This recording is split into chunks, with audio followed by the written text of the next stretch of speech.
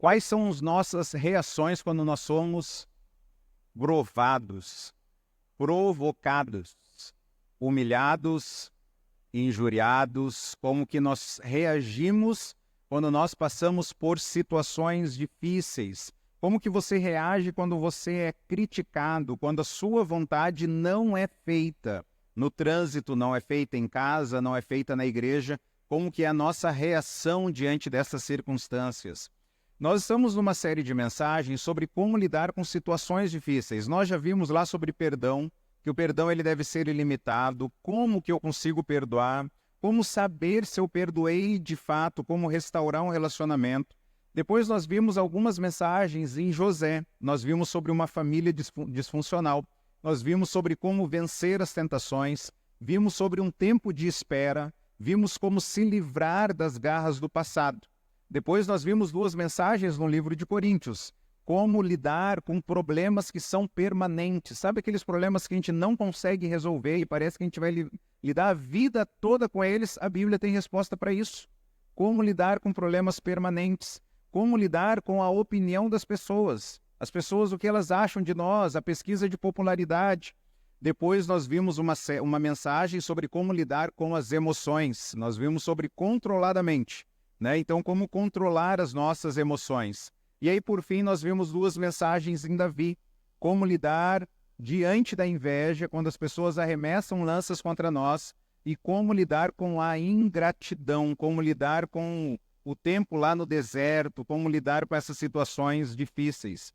E nós começamos agora a nossa reta final dessa série de mensagens. Nós vamos lidar hoje, veremos hoje, sobre como lidar com a ira. Depois nós veremos uma outra mensagem, na permissão do Senhor, sobre como lidar com o medo, com a ansiedade, e depois uma última mensagem, como lidar com o nosso ser. O nosso ser é muito complicado, não é? A gente olha para alguém e você fala, mas fulano é complicado demais. Nós não, é sempre o outro, né?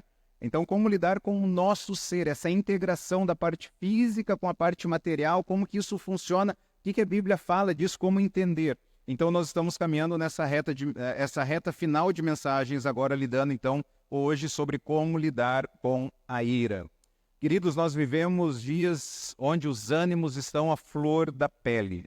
Você vê discussões em praças públicas, você vê discussões em supermercados, você vê discussões nas ruas, você vê discussões nas escolas, e infelizmente você vê brigas e discussões em casa, você vê brigas e discussões na igreja. Nós precisamos aprender a lidar com a ira de uma forma bíblica.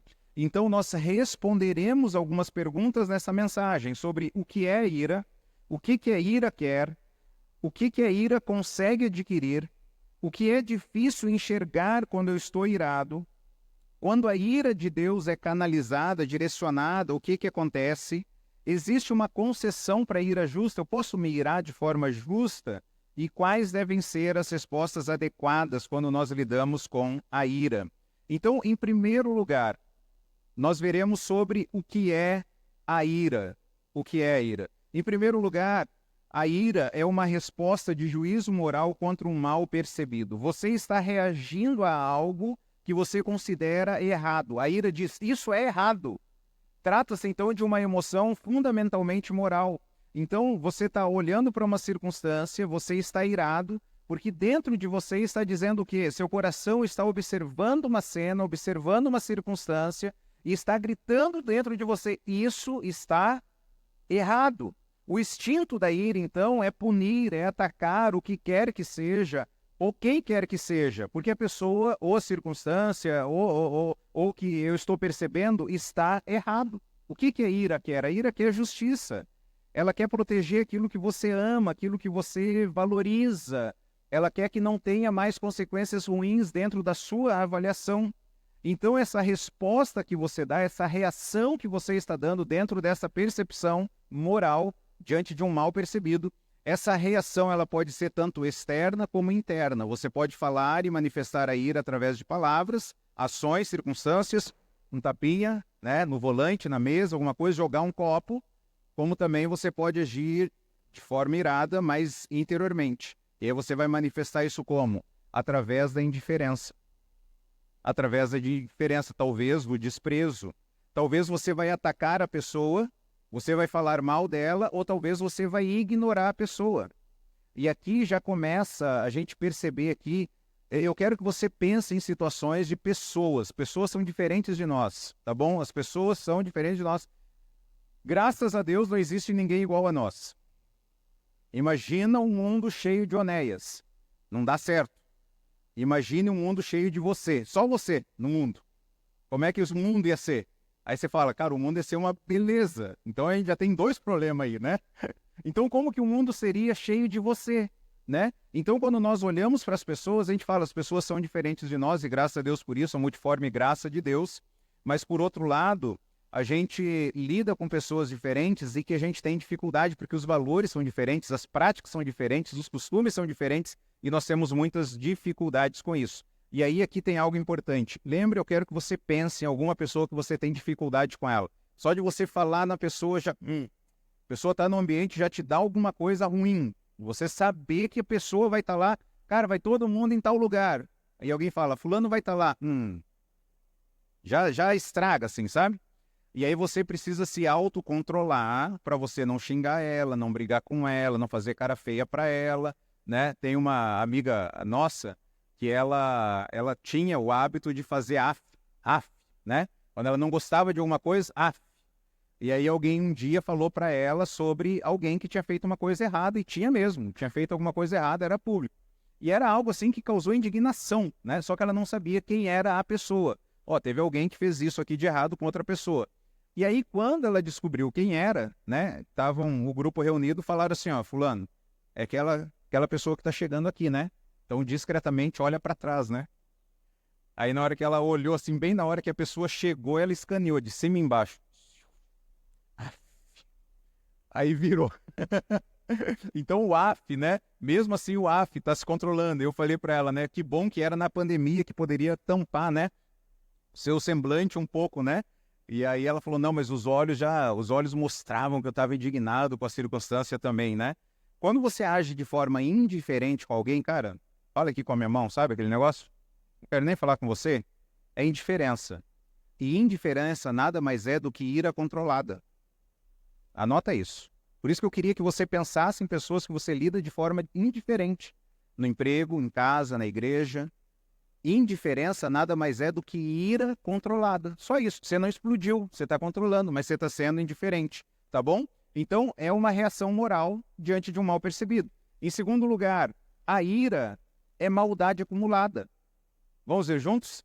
Ira é maldade acumulada. Sabe por que a gente fica irado? Porque tem maldade no nosso coração. Olha o que diz em Tiago, capítulo 1, versículo 21. Portanto, removam.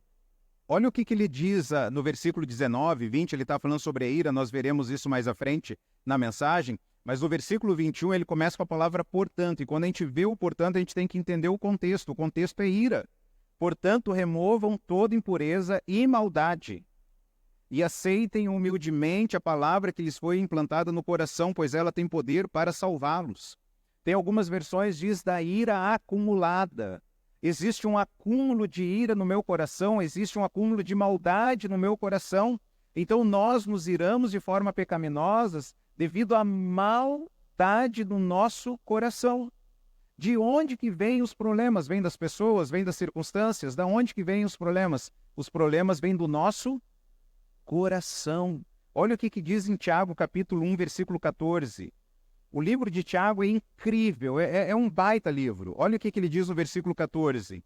A tentação vem de nossos próprios maus desejos, que nos seduzem e nos arrastam. A tentação, então, ela vem do nosso próprio coração. A tentação, ela vem desses nossos próprios maus desejos que estão no nosso coração. Então, o problema não está fora de nós, o problema está dentro de nós. O problema não são os nossos familiares, o problema não são os nossos amigos, o problema não é o trânsito, o problema é o meu coração. Porque se Jesus estivesse lidando com o trânsito, como eu lido, lidando com as pessoas difíceis que eu lido, ele não pecaria, porque não há maldade no seu coração. Eu peco, eu me iro, eu fico indignado com a circunstância. Por quê? Porque existe um acúmulo de maldade. Então o problema não está fora, o problema está dentro. O problema não são os irmãozinhos abençoados. O problema é o meu coração. O problema não é a moça do caixa que é demorada. O problema é o meu coração. O problema não são os tiozinhos que não sabem dirigir direito. O problema é o meu coração. O problema não são as pessoas que são burras ou pessoas que são idiotas e não sabem fazer o que eu estou mandando fazer e eu fui tão claro em falar. O problema não são os idiotas. O problema é o meu coração. Existem gatilhos para disparar essa ira? Não há dúvida disso. Existem as circunstâncias, pessoas, o nosso próprio organismo, né? As mulheres que o digam, né? Tem momentos que é muito difícil, muito. Mas por que que as irmãs pecam nesses momentos onde o organismo está à flor da pele? Por quê? Porque a maldade já está lá dentro. As irmãs não pecam porque estão na TPM. As irmãs pecam porque já existe um problema de coração. Os homens não pecam porque têm problemas financeiros. Os homens pecam porque existe um problema de coração. E os problemas financeiros vão só revelar aquilo que já está lá dentro. Por que que Deus se ira e não peca? Porque Ele é luz, Ele é santo. Neles não há trevas nenhuma. Por isso que Deus se ira e não peca. Então, ira é maldade acumulada. Ira é algo que você está concentrado em si mesmo. Você não está concentrado no próximo. A nossa desculpa é, eu quero consertar o que está de errado. Não, eu estou concentrado em mim mesmo, nas minhas vontades, no meu desejo. Ira é um pecado como o assassinato. Olha o que diz em Mateus capítulo 5, versículo 21 e 22. Mateus capítulo 5, versículo 21 e 22. Esse versículo é muito interessante, que ele vai abordar a questão da ira, a questão do ódio, a questão da reconciliação. Mateus capítulo 5, versículo 21. E diz o seguinte: vocês ouviram o que foi dito aos seus antepassados: não mate. Se alguém cometer homicídio, estará sujeito a julgamento. Jesus está dizendo agora: eu, porém, lhes digo que basta irar-se contra alguém para estar sujeito a julgamento. Jesus está falando agora que a ira é como o pecado do homicídio. Basta você se irar. Quem xingar alguém de estúpido, quem usar, e aqui a ideia, irmãos, dessa palavra, ela é muito interessante. Aqui é um termo de desprezo. Em algumas versões diz raca, tolo, né? Mas eu não falo isso para ninguém, não falo tolo para ninguém, né? Nem uso mais isso. É palavra de desprezo, mas tu é um burro mesmo. Tu é idiota demais. Tu é cabeça oca, né? E seja lá o que mais é dito. Qualquer coisa que você fala assim, ó, há uma palavra de desprezo para alguém. O texto diz, corre o risco de ser levado ao tribunal. Quem chamar alguém de louco, corre o risco de ir para o inferno de fogo. E olha que interessante, Jesus está falando aqui, na minha versão diz, que basta alguém se irar, que já vai estar sujeito a julgamento. Tem alguma versão aí dos irmãos que diz assim, ó, irar sem motivo? Tem alguma versão que está aí? Irar sem motivo? Tem aí, tá vendo? Na sua versão que está falando assim, ó, irar sem motivo, talvez está em colchete. Não tá? Não? Tá no colchete? Tem uma notinha de rodapé aí, não tem? Ele vai levar para uma notinha de rodapé. Nessa notinha de rodapé, ele provavelmente vai estar dizendo, em alguns manuscritos não acrescenta, tá vendo? Né? Em alguns manuscritos não apresenta isso sem motivo. Sabe o que aconteceu? O que Jesus está falando? Basta você se irar, só se irar, tá? Você já vai ser considerado para ir para julgamento. Na época de passar, que antes não havia máquina de xerox, não havia impressora, a cópia era feita como? À mão. E em algum momento, algum copista pegou e falou assim, gente, isso aqui é sério demais. Jesus está falando que se irar contra alguém e você é levado ao julgamento? Pera aí, deixa eu acrescentar a palavra de Jesus. Deixa eu colocar aqui, alguém sem motivo. Se irá sem motivo. Aí a pessoa, literalmente, ela acrescentou. Em alguns manuscritos não tinha essa parte. Então, provavelmente, algum copista acrescentou. Pode ter sido, como havia os textos, né? Um mesmo texto é passando de igreja para igreja, né? Talvez no desgaste, talvez caiu um pouco de vinho lá no momento, a pessoa não teve cuidado, talvez alguma coisa. Em algum processo houve que ele acrescentou. O parênteses aqui que eu quero fazer. Então, a Bíblia não é confiável? Sim, a Bíblia é muito confiável. Mas esse aqui é um dos textos que gera essa explicação e é necessário a gente explicar isso, tá bom? O Novo Testamento é o livro histórico e antigo mais confiável do mundo. Não existe nenhum livro antigo tão confiável e igual ao Novo Testamento. Só você fazer uma pesquisa de internet, ver a quantidade de manuscritos que tem, a confiabilidade do Novo Testamento, tem livros sobre isso. Historiadores cristãos e não cristãos reconhecem a confiabilidade do Novo Testamento. Mas esse acréscimo que houve aqui, e não é em toda a Bíblia, em alguns momentos aparece isso, a gente já viu em 1 João. Você pode pegar a nossa mensagem lá de 1 João, que provavelmente alguém acrescentou também. O texto da mulher samaritana, você sabia disso? Também aquele texto, talvez houve um acréscimo ali, não havia nos originais mais antigos, então provavelmente alguém acrescentou. São essas partes que eu me lembro agora de cabeça, tá bom? Mas nenhuma dessas partes coloca em risco doutrinas centrais do cristianismo, nenhuma delas. Nenhuma delas. Mas aqui provavelmente alguém então acrescentou, que qualquer que se irá, ele falou, cara, deixa eu colocar aqui sem motivo, é que fulano provoca, né? Então eu posso mirar quando ele provocou. Aí ele coloca lá. Só que não é isso que Jesus está falando. Jesus está falando que basta você se irar. E nós já estamos cometendo o quê? Homicídio. Nós já estamos cometendo assassinato. Então basta se irar contra alguém. Basta não tratar isso. Basta você viver na sua ira e falando, eu sou assim mesmo, eu nasci assim, vou morrer assim, e idiota é todo mundo. Então o que Jesus está falando? Provavelmente você não nasceu de novo. Provavelmente você não tem o fruto do Espírito que mostra como que você deve proceder. Você está abraçado na sua ira, então o seu caminho é o quê? O seu caminho é o inferno. Não que a salvação é pelas obras, a salvação é pela graça por meio da fé. Então é algo que nós confiamos em Deus, mas se nós estamos apegados num pecado e falamos assim, nós não queremos mudar esse pecado, eu sou assim e vou continuar assim e vou continuar irado mesmo, porque errado está todo mundo. Então talvez você não nasceu de novo. Conta a história de um senhor de idade, muito ranzinza, muito nervoso. Os netos, sapeco, foram lá um dia e botaram queijo de gorgonzola no bigode dele. Era um homem que vivia reclamando de tudo. Ele estava dormindo no sofá e queijo de gorgonzola é bom, não é? Amém? Só dois falando aí. Queijo de gorgonzola é bom, mas é fedido demais.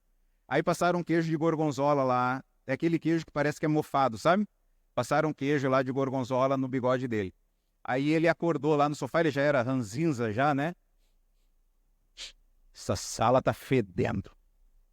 Aí ele vai na cozinha, essa cozinha tá fedendo. Essa casa tá fedendo. Chegava perto das pessoas, você tá fedendo. Eu vou lá fora pegar um ar. Respirou fundo lá fora. O mundo tá fedendo.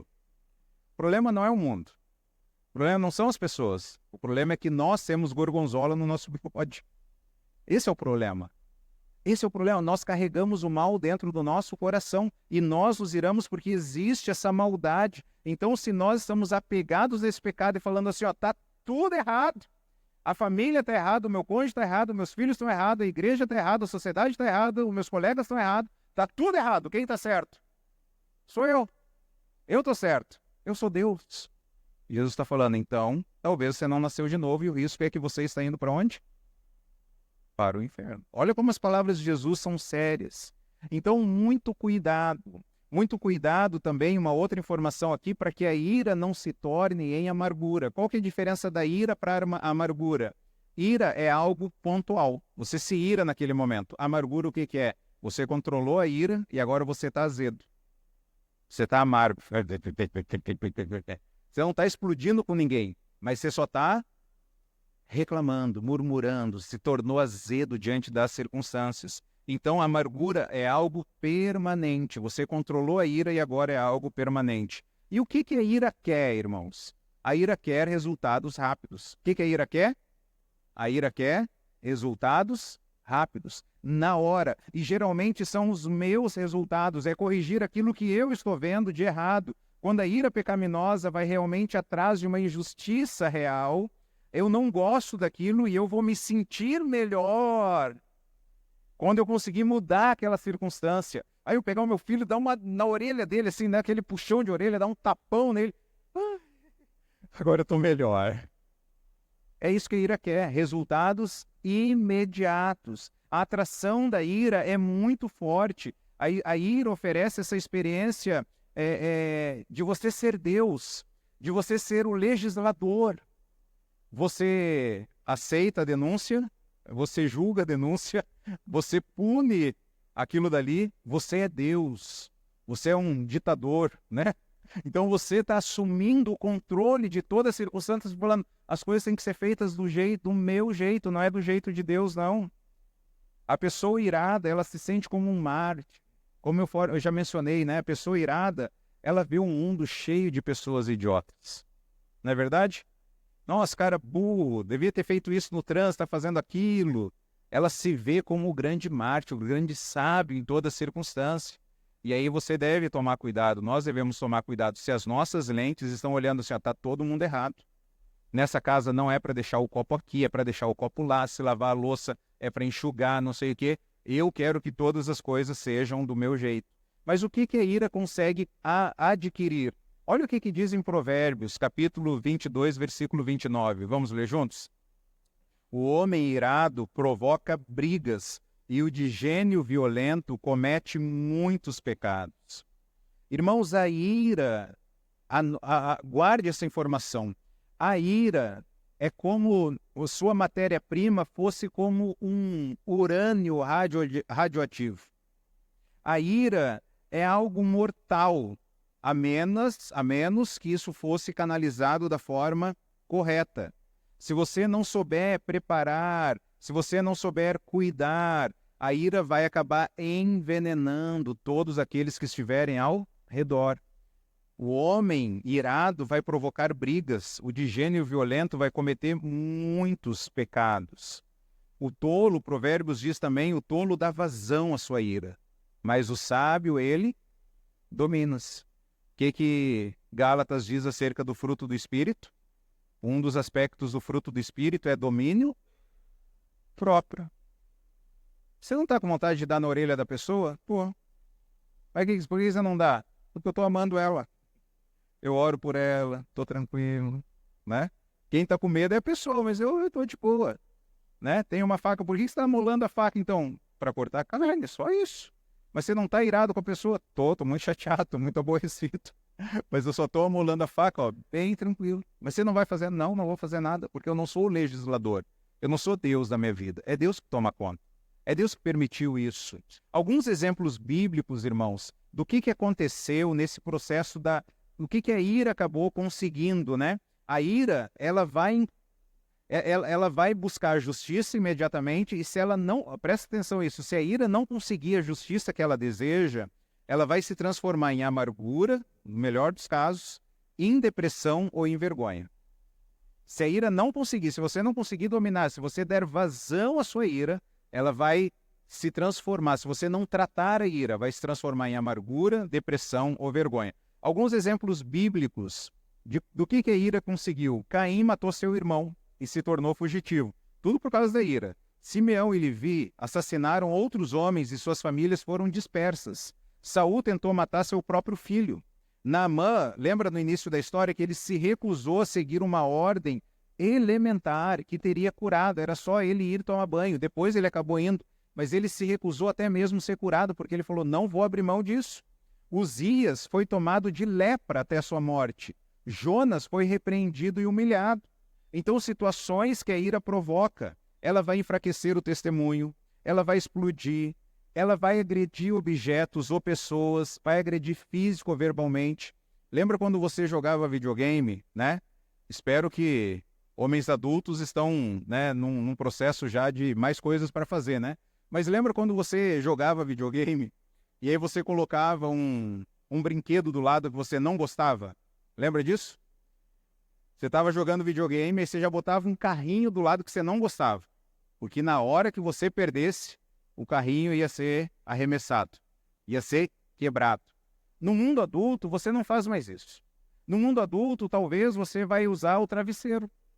Eu vou fazer uma foto de alguém aqui no travesseiro, vou ficar dando soco aqui no travesseiro como se fosse a pessoa, né? Isso é ira. O buzinaço, sabe quando você está no trânsito, você dá aquela buzinadinha mais forte, né? Você buzina, em vez de dar só aquele... Acorda aí, cara, ó, presta atenção. Você dá aquele... É ira, manifestação de ira. Gritar, atirar objeto, difamar pessoas, negar que está irado, responsabilizar outros, alegar que as circunstâncias me levaram a agir assim. Como eu mencionei, as circunstâncias podem ser um gatilho, mas são um gatilho para um pecado já existente. Circunstâncias podem ser um gatilho? Sim, mas são gatilhos para um pecado já existente, para uma maldade que já está dentro de nós. O que é difícil enxergar quando nós estamos irados? A ira diz, eu estou certo e você está errado. Quando você se sente profundamente certo, é extremamente difícil dar um passo atrás e dizer, meu bem, eu acho que de fato eu errei mesmo. Meu bem, eu não deveria ter falado essa palavra. Meu bem, eu não deveria ter olhado dessa forma. Meu bem, o tom que eu usei não deveria ter sido esse tom. Não, de fato, meu amor, eu quero pedir perdão. Meu amor, de fato, eu estava errado na circunstância. Talvez o problema aqui seja eu mesmo. Talvez eu não estou conseguindo liderar, eu não estou conseguindo planejar, eu não estou conseguindo organizar. Talvez o problema sou eu mesmo. Me perdoe por isso. Então as pessoas que ficam iradas, elas têm grande dificuldade em perceber o quê? Perceber as suas próprias falhas, seus próprios erros. E quando a ira de Deus é canalizada, do que acontece? Em seu melhor estado, na ira de Deus, Deus está comunicando que Ele é o protetor, é aquele que ama, é aquele que se deleita profundamente nos relacionamentos, nas pessoas, na justiça, na beleza, nas bênçãos. Deus tem como alvo qualquer coisa que nos separe dele e Ele quer remover essas barreiras para que a gente possa ser reconciliado com Ele e a gente possa desfrutar daquilo que é bom, daquilo que é belo, daquilo que é amável. Na pior forma da ira de Deus, a ira vai transmitir algo que Deus vai estar mostrando, olha, se você não se arrepender, se você não confiar, você vai experimentar todo o cálice, então, da minha ira separado de mim. Mas o que Deus quer? Deus quer reconciliar com Ele todas as pessoas. O amor verdadeiro vai atacar o mal com vigor. E ainda assim, o ataque é sempre uma missão de resgate. De tudo que eu estou falando nessa mensagem, tudo. Se você guardar isso aqui, eu estou satisfeito. O amor verdadeiro ataca o mal com vigor. Está errado, está errado. Mas ainda assim, esse ataque, essa ida para o fronte, esse ataque é sempre uma missão de resgate. O que Deus está fazendo? Eu quero me reconciliar. Eu quero trazer a pessoa de volta. A indignação de Deus, irmãos, é diferente da nossa indignação. Quantas vezes você já usou a palavra, eu estou indignado? Só que a indignação de Deus é diferente da nossa indignação. Quando o homem fica indignado, ele quer acabar na hora com o problema. Ele quer usar toda a sua força, ele quer usar a violência, ele quer usar a brutalidade, ele vai gritar, ele vai falar alto. Isso vai acabar provocando mais injustiça. Mas quando Deus está irado, Ele está amando de verdade. Ele está indo atrás e com vigor. Para quê? Para reconciliar. Essa indignação é diferente. Ele visa a própria glória dele por meio do amor e da graça que salva e transforma pecadores. Eu já preparei todo o caminho para a pergunta que eu vou fazer para você. Qual foi o maior ato da ira de Deus? Qual foi o maior ato da ira de Deus? O maior ato da ira de Deus foi a cruz. Deus estava profundamente indignado com o pecado. E o maior ato de amor de Deus também é a cruz. Diferente de nós, não é verdade? O nosso maior ato de ira talvez é ser o dilúvio. Talvez cair fogo do céu, acabar com todo mundo. Se nós fôssemos os discípulos, talvez a gente seria Pedro, cortar a orelha do soldado mau. Talvez a gente seria João, Tiago e João. Quando eles saem de uma cidade, eles chegam para Jesus e falam: Jesus, a gente pode orar para cair fogo do céu e acabar com as pessoas? Podemos fazer isso? Podemos pedir para que uma pomba caia na casa da pessoa? Que aquele motoqueiro que passou no né, gente com vidro aberto, que ele se arrepende ali na frente? Pode, Deus. O maior ato da ira de Deus é o maior ato do amor dele. A indignação de Deus é diferente da nossa. O amor de Deus leva um justo morrer pelos injustos para nos conduzir a Deus. O que nós vimos até aqui, que o nosso coração é mau, a nossa ira quer de fato consertar as coisas, mas quer consertar as coisas do nosso jeito. E nós não estamos na verdade pensando no próximo, nós estamos na verdade pensando em quem? Em nós mesmos, na nossa vontade, no nosso desejo e no nosso tempo. Nós já vimos até aqui que a natureza de Deus é santa e a ira dele, dentro da vontade dele, se manifesta visando manifestar o amor e resgatar as pessoas e fazer com que as pessoas se aproximem dele. Está vendo a diferença da ira de Deus para nós?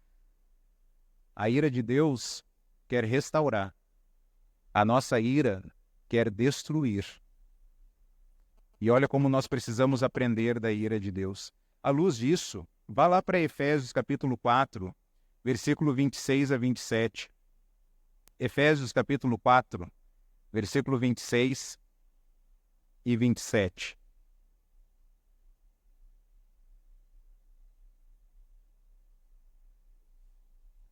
Efésios 4, 26 e 27 diz: E não pequem ao permitir que a ira os controle. Acalmem a ira antes que o sol se ponha, pois ela cria oportunidades para o diabo. Em algumas versões diz o seguinte: quando vocês ficarem irados, não pequem. Apaziguem a sua ira antes que o sol se ponha e não deem lugar ao diabo. Quando a gente está falando de ira, muitas pessoas falam assim: mas existe a ira justa. Eu posso me irar e não pecar. Olha o que Efésios está falando: apazigua a ira antes que o sol se ponha. Algumas questões que a gente deve fazer aqui à luz daquilo que a gente já ouviu. É possível, vai respondendo mentalmente aí, é possível ter ira justa, sim ou não? É possível se irar e não pecar? Sim ou não? Deus pode se irar e não pecar? Sim ou não? É possível o homem se irar e não pecar? Sim ou não? O homem consegue se irar na medida certa igual a Deus? Sim ou não? Efésios 4, 26 está permitindo a ira justa? Aí a pergunta é, por que o mesmo autor está falando agora no versículo 31, no mesmo capítulo? A gente não mudou de livro nem de capítulo. Vai para o versículo 31. Livrem-se de toda amargura, raiva, que mais? Indignação e ira. Das palavras ásperas e da calúnia e de todo tipo de maldade. O texto agora no versículo 31, o apóstolo Paulo está falando, mesmo autor, mesma carta, mesma audiência, livrem-se de toda ira. Ele está permitindo a ira ou ele está mandando a gente se livrar da ira? O que Paulo está falando? Nós precisamos entender o contexto. O capítulo 1 ao capítulo 3 de Efésios é quando Deus está apresentando os gentios, eu e você, não judeus, quando nós entramos na aliança. Os pagãos, aqueles que não conheciam a Deus, estavam entrando na aliança. E aí o livro de Efésios foi escrito para mostrar como que você vai viver agora como cristão. Cara, o livro de Efésios é o livro que a gente deveria ter ele memorizado, porque o capítulo de 1 a 3 fala de doutrinas centrais. Versículo 4, 5 e 6 da prática. Quer entender a vida cristã? Lê Efésios. Você vai entender quem você é, o que Jesus fez por você e o que Deus espera de você. Está ali, Efésios está escrito para isso. Deus, eu entreguei minha vida para Jesus, como que eu vou viver? E aí Deus então está dando as instruções. Aí chega no capítulo 4, ele vai falar que nós não devemos andar mais. Olha o versículo 17 do capítulo 4. Assim eu lhes digo com a autoridade do Senhor, não vivam mais como os gentios. Você pertence a quem agora? A Jesus. Não é mais para viver igual as pessoas que não conhecem a Cristo, tá bom?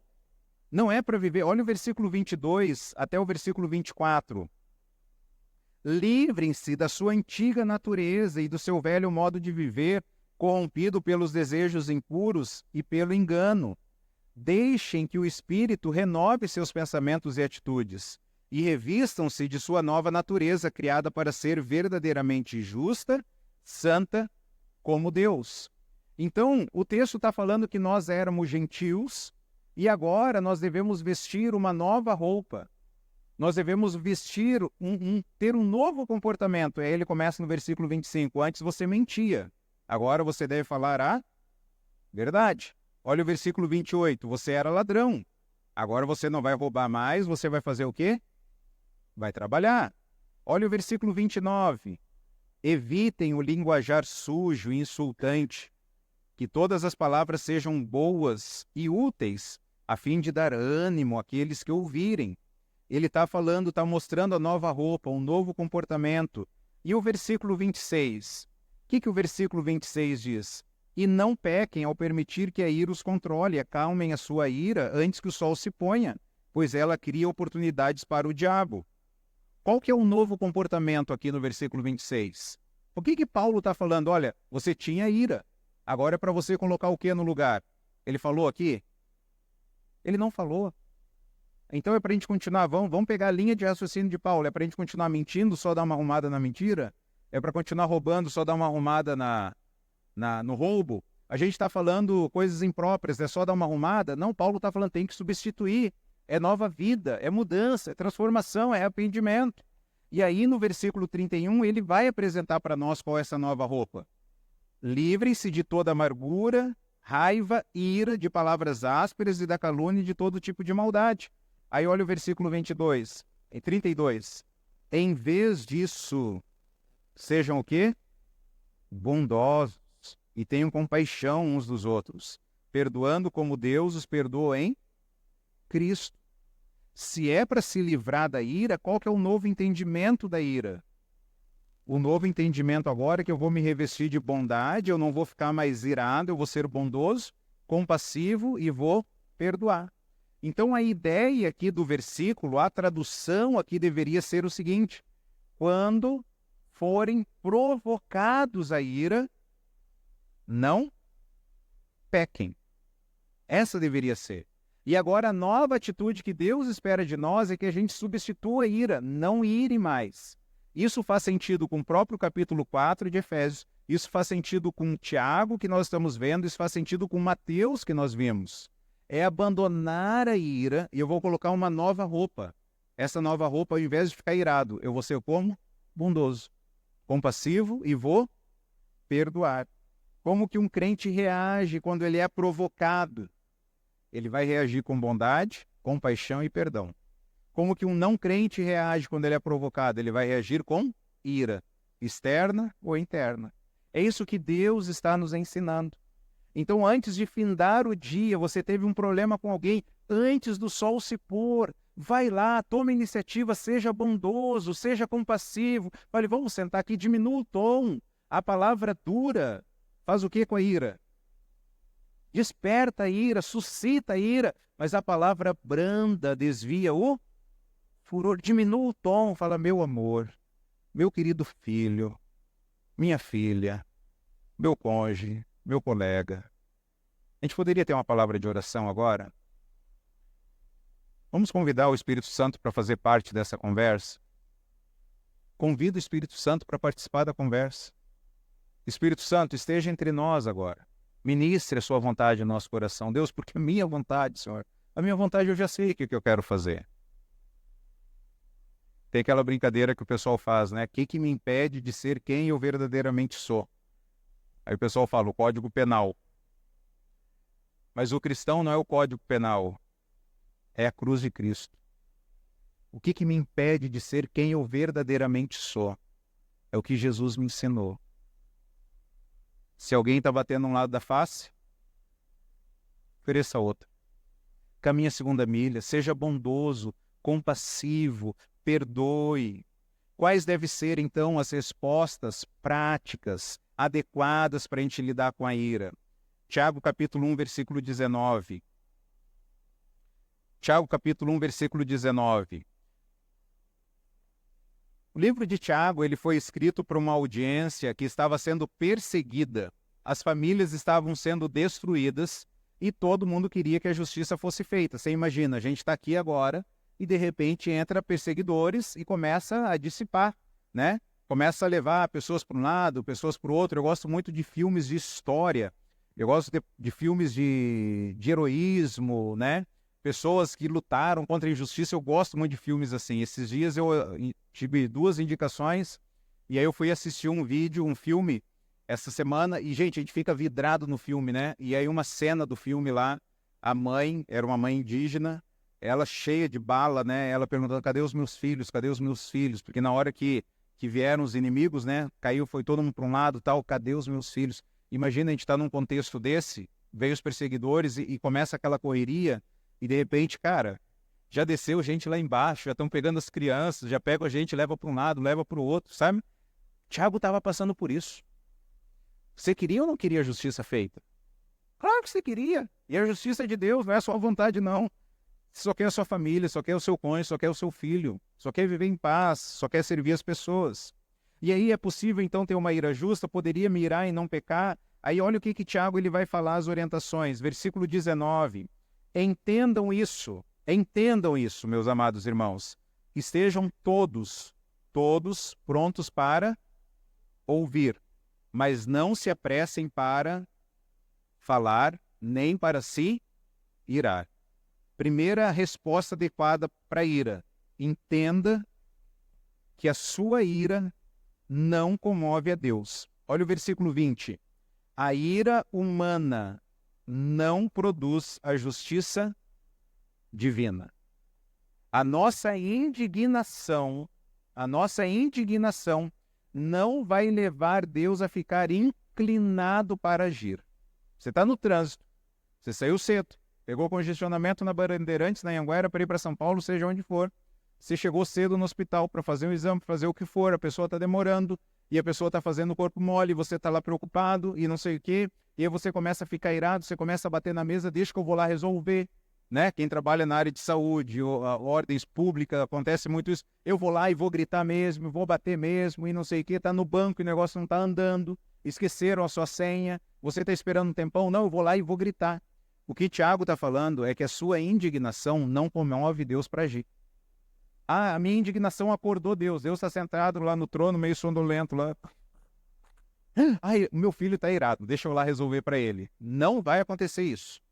A ira do homem não produz a justiça divina. Deus não fica indignado com a sua indignação. Deus não precisa da sua indignação, da minha indignação para produzir a justiça dele. O fato de estarmos nervosos, agitados, indignados, não vai incitar Deus a agir. Deus vai continuar, é o plano dele. Pode espernear o que for. Deus vai fazer as coisas acontecerem no tempo dele. Você não precisa defender ou proteger aquilo que você entende como seus direitos. Os meus direitos estão sendo violados. Se tem uma coisa que me deixa indignado, se eu posso assim dizer, é quando alguém fala, um crente fala assim, os meus direitos. Aí Deus vai falar, irmão, você não tem direito nenhum, irmão. Os teus direitos, os meus direitos, a gente ir para o inferno. Nós somos o quê? Pecadores. Não fomos para o inferno. Isso é misericórdia de Deus. Deus está nos dando o céu. Isso é graça de Deus. Então, tudo que nós temos, até o SUS, é graça de Deus. Ah, mas tem roubalheira no Brasil? Tem. Quem disse que não tem? Crente não é idiota, crente não é tolo, crente vê as coisas erradas. Mas a minha indignação não vai acelerar a justiça de Deus. Até o SUS é uma bênção. Amém? O trânsito é uma bênção. Graças a Deus você tem um carro para se locomover. Ah, mas eu não tenho carro, estou pegando o ônibus está atrasado. Graças a Deus você tem um ônibus para se locomover. Graças a Deus você vai conseguir se aposentar. Graças a Deus você tem uma geladeira para guardar carne. Graças a Deus você tem um fogão que é só girar e apertar lá o fogão. Buf, funciona, você não precisa cortar lenha para fazer comida mais. Graças a Deus por isso. Graças a Deus você tem uma água encanada. Você pode ligar o chuveiro, você tem talvez uma torneira quente. Graças a Deus, é tudo graça. Irmãos, não adianta a gente querer achar que a gente vai defender os nossos direitos. Deus faz todas as coisas cooperar para o bem daqueles que o ama. Está no trânsito? Está indignado, né? Cara, o horário está passando. Deus, eu sei no horário, estou fazendo o que dependia de mim, o Senhor tem um plano para mim, eu não entendo, mas eu confio. Fala isso para Deus, Deus, eu não entendo, mas eu confio. O Senhor é soberano, o Senhor é sábio, o Senhor é amoroso, estou em paz, vou deitar em paz. Então, em segundo lugar, a resposta que Deus espera para nós é ouvir mais e falar menos. Vamos ler juntos? Ouça mais e fale menos. Quando nós estamos irados, o que a gente quer fazer? Nós queremos falar. E o que Deus está falando? Ouça. Ouça quem? Ouça a pessoa? Também, né? Ouça a pessoa, para você conseguir compreender. Mas ouça quem, à luz do contexto aqui? Ouça quem? A voz de Deus. Olha o versículo 18. Marca aí na sua Bíblia, ó. Marca aí na sua Bíblia. Versículo 18. Por sua própria vontade, ele nos gerou por meio da sua palavra verdadeira. Versículo 21. Portanto, removam toda impureza e maldade e aceitem humildemente o quê? A palavra que lhes foi implantada. Versículo 22. Não se limitem, porém, a ouvir a palavra, ponham-na em prática. Versículo 25. Se, contudo, observarem atentamente a lei perfeita que os liberta. Então, nós devemos ouvir o quê? Ouvir a palavra de Deus. Nós devemos seguir o exemplo de Jesus, que mesmo numa situação de injustiça, ele foi levado como um cordeiro mudo até o matadouro. Então, nós devemos ouvir mais e falar menos. É fácil ou é difícil controlar a língua? Muito difícil, não é verdade? Como que a gente mede os gordinhos e os magrinhos? Mede com uma fita métrica, né? Como que a gente mede? Essa aqui tem 5 metros, dá para medir bem, né? Como que a gente mede uma pessoa espiritual? Como que a gente pode medir o quanto que essa pessoa é espiritual? Pelo controle da sua língua. Se conseguisse refrear, se conseguisse controlar, essa é uma pessoa espiritual. Ela ouve mais e ela fala menos. Provérbios 10, 19 diz: quando são muitas palavras, o pecado está presente, mas quem controla a língua é sensato. Quem fala demais, o pecado está presente. Está falando pelos cotovelos, o pecado está lá, mas quem controla a sua língua é sensato. E olha como a gente é difícil, gente, como a gente é complicado. Você não conhece irmãos e irmãs que, às vezes, as pessoas estão lá, estão falando bastante, estão conversando, né? E aí, de repente, essas pessoas estão quietas. Elas estão quietas, estão caladas. Aí você chega para ela e fala, tá tudo bem? Aí a pessoa fala o quê? Tá tudo bem. Você tá quieto? Tô meio reflexivo, tô pensando. Fala aí alguma coisa. Não quero falar. Tô bem.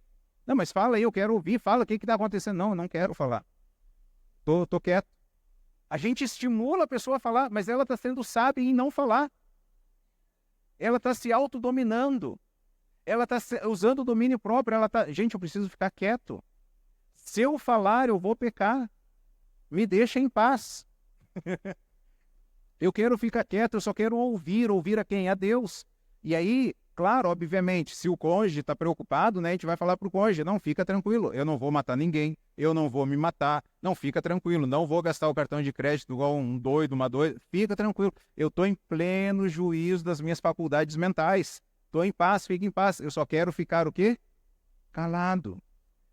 Lucas capítulo 6, 45, o homem bom tira coisas boas do bom tesouro que está no seu coração, o homem mau tira coisas más que está no seu coração, porque a boca fala do que está cheio o coração. Meu coração, você pode falar isso para a pessoa, meu coração está cheio de maldade. Lembra? Nosso coração é acúmulo de maldade? Eu estou cheio de maldade. Mas eu estou agindo em bondade, compaixão e perdão. Eu não estou sendo indiferente o fato de eu ficar quieto. Eu te amo, dá um beijo, fica tranquilo, está em paz. Eu só estou quieto. Porque o meu coração é um acúmulo. Mas o que você achou de fulano? Deixa eu ficar quieto. Mas o que você achou? Não. Pergunta para Deus, o que Deus achou do fulano? Ah, Deus acha que ele é um pecador e precisa da graça de Deus. Então é isso que eu acho também de fulano. Fulano é um pecador que precisa da graça de Deus. Ah, Deus acha que a pessoa está em processo de transformação. Pois bem, é isso que eu acho da pessoa também. Ela está num processo de transformação. Nossa, mas fulano precisa muito de Jesus. Então, eu também acho que a pessoa precisa muito de Jesus, ponto. É isso. Não, eu quero saber o que você acha. O que eu acho não interessa. O que interessa é o que Deus acha. E eu estou tentando esquadrinhar o meu coração, a palavra de Deus. Então só ora por mim. Deixa eu ouvir, eu quero ouvir a voz de Deus. Em terceiro lugar, o que Deus espera? A resposta adequada à ira. Obedeça a palavra. No versículo 21, diz, portanto, removam toda impureza e maldade, aceitem humildemente a palavra que lhes foi implantada no coração, pois ela tem poder para salvá-los. Não se limitem, porém, a ouvir a palavra, ponham-na em prática, do contrário, só enganarão a si mesmos. Pois se ouvirem a palavra e não praticarem, serão como alguém que olha no espelho, vê a si mesmo, mas assim se afasta e esquece como era a sua aparência. Se, contudo, observarem atentamente a lei perfeita que os liberta, perseverem nela e a puserem em prática, sem esquecer o que ouviram, serão felizes no que fizerem. Olha o que o texto diz, finalzinho, serão felizes no que fizerem. Nós devemos aceitar os preceitos de Deus, as instruções de Deus e adequar a nossa vida à palavra de Deus. E aí Tiago diz assim, ó, se você ouve a palavra, por exemplo, domingo hoje aqui, a gente está ouvindo a palavra, e aí a gente sai daqui e já esqueceu, ele fala, é igual alguém que olha no espelho e esquece a sua aparência, e daqui a um pouco está olhando de novo. Tem homens que olham muito no espelho, mas eu acho que, via de regra, as mulheres olham mais no espelho. E olha, e fica. Por que olha tanto? Por quê? Porque está esquecendo a aparência. E Tiago está falando assim, ó, se você ouve a palavra, não coloca em prática, você está agindo igual quando você está diante do espelho. Você está esquecendo. A questão, irmãos, não é que a gente ouve pouco a palavra, é que a gente pratica pouco. Vou te dar alguns exemplos. Temos 42 semanas no ano, sim ou não? Digamos que você vai se reunir com uma igreja 42 vezes por semana, no ano, tá? Em pequenos grupos. 42 vezes. Claro que tem algumas vezes que você falta, tem algumas vezes que não tem, mas via de regra, 42 oportunidades em pequenos grupos para você se reunir com uma igreja. Digamos que você vem em todos os cultos no ano, 42 vezes, né? 42 vezes você ouve a palavra. Digamos que você participe das escolas bíblicas, 10 vezes no ano. Então, isso eu não estou contando as devocionais que você faz. Digamos que você faz devocional 3 vezes por semana. São 7 dias, tá? Mas digamos só 3. Você leu a Bíblia lá pelo menos em 3 vezes. Eu não estou contando música, não estou contando livro, não estou contando curso, não estou contando treinamento, não estou contando conversa, não estou contando nada disso. No ano, você chega perto, nós chegamos perto de 100 oportunidades reais de mudança. Mas por que nós não mudamos? Porque nós só ouvimos a palavra e não colocamos em prática. Só nessa semana, pequeno grupo, culto, escola bíblica, pega uma lição e transforma isso em ação, transforma isso em prática, a nossa vida seria diferente. Tiago está falando, nós não estamos obedecendo a palavra, é por isso que você anda irado, é por isso que você tem ira, porque você não coloca em prática aquilo que você está aprendendo. É hora de mudar, é hora de a gente ir para a ação, observar atentamente a lei de Deus, se debruçar, irmãos, aprender a palavra. Quantas vezes eu falo assim, ó, abra a Bíblia, leia na Bíblia. Hoje mesmo eu falei, marca aí na sua Bíblia. Quando você sair daqui, alguém que não veio no culto, você compartilhar com a pessoa, gente, olha o que eu aprendi sobre a ira. Olha o texto de Tiago, olha o texto de Mateus, olha o texto de Efésios. A palavra de Deus está no seu coração, você está compartilhando, você está postando, você está reproduzindo. Obedecer a palavra, se debruçar sobre a palavra, porque só a compreensão do Evangelho vai nos livrar de nós mesmos, vai livrar a gente do pecado. Irmãos, sabe qual que é o problema?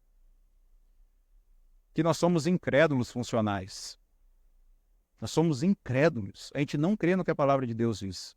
O texto termina aí falando, ó, serão felizes se vocês fizerem isso. Por que você não é feliz? Por quê? Porque não obedece à palavra. Ah, mas eu quero ser feliz, eu quero buscar felicidade, sim. O conselho está aqui, ó. Obedeça atentamente, observe a palavra, ame a palavra, caminhe com a palavra, guarde a palavra, memorize a palavra, compartilhe a palavra, seja um homem biblíneo. Qual o teu sangue? Que você seja um homem ou uma mulher biblíneo. Se alguém injetar alguma coisa, você vai sair Bíblia. Ela vai conversar com você depois do culto, você vai citar versículos, porque você ama a palavra, você está imergido na palavra. Então o trânsito não é o problema, o mercado cheio não é o problema, o atendente demorado não é o problema. O problema é que nós não obedecemos à palavra. O versículo 27 dá uma outra dica para nós. Olha o que diz.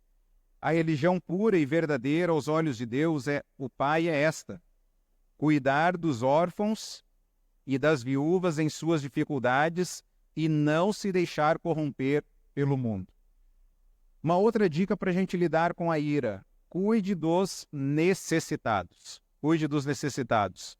O contexto cultural da época, as viúvas, os órfãos, eram pessoas sem sustento, eles viviam numa sociedade agrícola, não tinha INSS, não tinha orfanato, não tinha asilo, não tinha geladeira, não tinha fogão, não tinha carro, não tinha nada disso. E essas pessoas precisavam ser cuidadas. E aí o que Tiago está falando? Cuide das pessoas. Uma dessas pessoas aqui, uma viúva, que não tem INSS, tá? Não tem aposentadoria. Um órfão que não tem um orfanato, não tem alguém que cuide dele. Que retorno que essa pessoa vai te dar? O que ela vai te dar? Nada, nada. E o que Deus está falando? Cuide dessas pessoas, é uma ordem.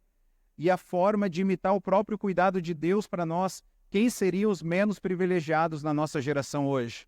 Talvez moradores de rua, talvez viciados, crianças abandonadas, aqueles que comercializam o sexo, os pobres.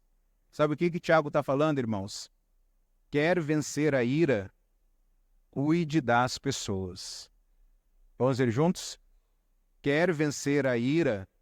Cuide das pessoas. No primeiro slide nós vimos que o foco da ira está em quem? Em nós mesmos. E o que Deus está falando para nós? Cuide das pessoas. Sirva as pessoas, evangelize, discipule, aconselhe, cuide dos seus colegas, cuide dos irmãos da igreja, tira o foco da sua vontade. E aí, por fim, o versículo 27 diz: não se deixem corromper pelo mundo. Não se deixem corromper pelo mundo. Não abrace o sistema de valores do mundo. Não abrace aquilo que o mundo está te falando que você deve ser. Pega o travesseiro, dá soco nele. Põe a foto da pessoa num saco de boxe lá, né? E dê um soquinho no volante. Não, Deus não está falando isso para você abraçar esse sistema de valores do mundo. Pecar contra Deus, não se corrompa, não se contamine. Então, nós só conseguiremos vencer a ira. Vamos recapitular o que nós vimos. Quais devem ser as respostas adequadas quando lidamos com a ira? Vamos lá? Entenda que a sua ira não comove a Deus. Ouça mais e fale menos. Obedeça à palavra. Cuide dos necessitados. Exercite-se na piedade. Então, nós só conseguiremos vencer a ira quando nós entendermos que a ira de Deus caiu sobre nós, caiu sobre Jesus lá na cruz, e através de Cristo, os nossos pecados foram então perdoados.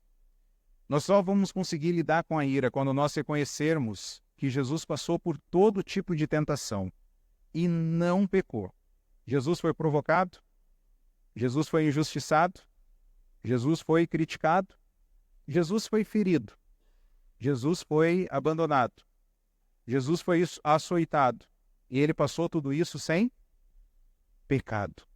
E mesmo assim, ele foi manso, ele foi humilde.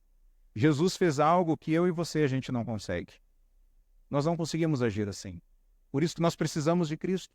Precisamos de Cristo para nos salvar do pecado e do poder do pecado, e aí nos transformando à imagem dele. Senhor, convém que o Senhor cresça e eu diminua. Eu estou vendo uma injustiça aqui. Essa injustiça é real. Mas que eu consiga manifestar o que o Senhor manifesta, o seu amor, a sua compaixão, a sua bondade. É que tem muito de mim aqui. Deus, me ajuda. Então, pela fé em Jesus, quando provocado e quando estiver lutando com a ira, faça 4 perguntas. Primeira pergunta: é uma reação contra um pecado real? É um pecado real mesmo que está acontecendo, ou é o meu jeito que não foi né? A louça que não foi, né? Ela pediu para lavar, pediu para arrumar a cozinha. Aí só lavou a louça e não guardou a louça. Tá bom, é o meu jeito. Mas Deus vai perguntar se a louça lá não, né? Ou se o copo não foi seco do jeito que deveria. É um pecado real mesmo? É algo que aconteceu mesmo? Ou só o meu jeito que não foi feito? Segunda pergunta. Tem foco em Deus e na sua glória? Ou é uma preocupação comigo, a minha imagem, meu planejamento, a minha vontade? Eu estou preocupado com a glória de Deus ou comigo, com os meus direitos, com as minhas preocupações? Em terceiro lugar, é acompanhada por manifestações piedosas? Que manifestações piedosas? Autocontrole? Eu estou no controle.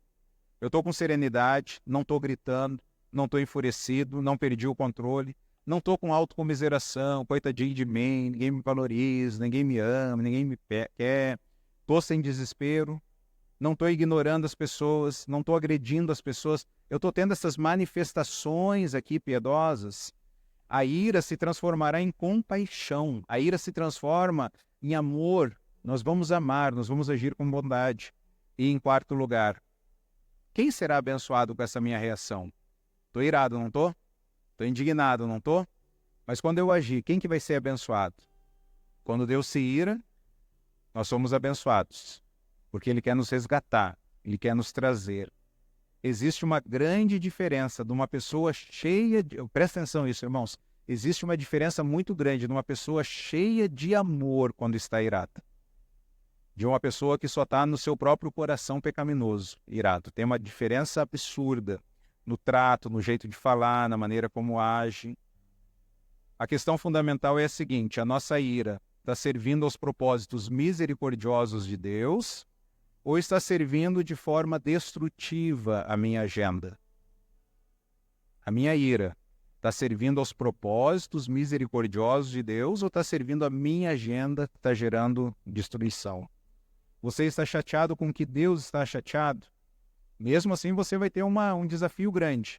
Você vai buscar a justiça redentora e evitará a tentação de agir com vingança destrutiva. Mesmo que você esteja chateado com o que Deus está chateado. Deus está aborrecido com o que a pessoa fez, Deus se entristeceu com o que a pessoa fez, Deus se irou com o que a pessoa fez, sim, tudo isso. E você também está do mesmo jeito. Olha, Deus, não concordei com nada disso que foi feito, beleza. Mas mesmo assim, Deus quer aplicar a justiça amorosa dele. Você também vai agir dessa forma ou você só quer se vingar para destruir a pessoa? Então, em resumo, irmãos, para a gente acabar, se a gente fosse responder a pergunta, é possível para nós pecadores nos irar sem pecar? Eu diria que é bem pouco possível e bem pouco provável. Não vou falar que é impossível, porque Jesus age em nós. Mas faz muito mais sentido a gente, igual o Salmo 37, evite a ira e desvie o furor. Não se ire. Via das dúvidas, não se ire, porque o nosso coração é maldoso. A gente não vai conseguir essa medida exata aqui. E aí vamos nos revestir de quê? Bondade, compaixão e perdão. Deus me ajude a vestir essa nova roupa aqui e abandonar a ira. Amém? Que Deus nos ajude a lidarmos bem com a ira para a glória de Deus. Vamos orar? Pai, tenha misericórdia de nós e nos ajude, Pai, a vivermos para Ti, a fazermos a Sua vontade, nos revestirmos de bondade, de compaixão, de perdão, sermos como Jesus, manso, sereno, tranquilo, e manifestarmos todo o Seu amor, ó Pai, para as pessoas que estão ao nosso redor. Perdão pelas vezes que nós nos iramos contra os nossos irmãos, perdão pelas vezes em que nós fomos indiferentes, perdão pelas vezes que nós falamos mal, perdão pelas vezes que nós agredimos, a gente gritou. Pai, tenha misericórdia disso. Nos ajude, Pai, a sermos mais parecidos com Jesus. Mesmo numa situação de injustiça, Ele foi levado como um cordeiro mudo até o matadouro. Que a gente possa ficar calado, porque é o Senhor que nos defende. É o Senhor que nos ampara, é o Senhor que nos sustenta, é o Senhor que nos consola. O Senhor está vendo todas as coisas, o Senhor está vendo o que as pessoas fizeram, o que as pessoas têm feito, o Senhor está vendo. O Senhor está sendo paciente, então nos ajude a ser paciente também. Que a gente possa viver para a sua glória e seu louvor. Pai, em nome de Jesus, Senhor, Que a gente possa de fato ser cristãos, pequenos cristos, aqui em Iracemápolis, em Limeira, Santa Bárbara, Rio Claro, onde estivermos. Que nós possamos ser pequenos Cristo, brilhando a luz de Jesus nesse mundo de trevas. E quando alguém perguntar por que você não se irou, por que você não devolveu e não pagou na mesma moeda, que a gente possa falar é porque Cristo vive em mim. Eu já morri com Cristo. Agora é Jesus que vive em mim. Pai, tenha misericórdia de nós e nos ajude a viver então para a sua glória. É no nome de Cristo que nós oramos. Amém.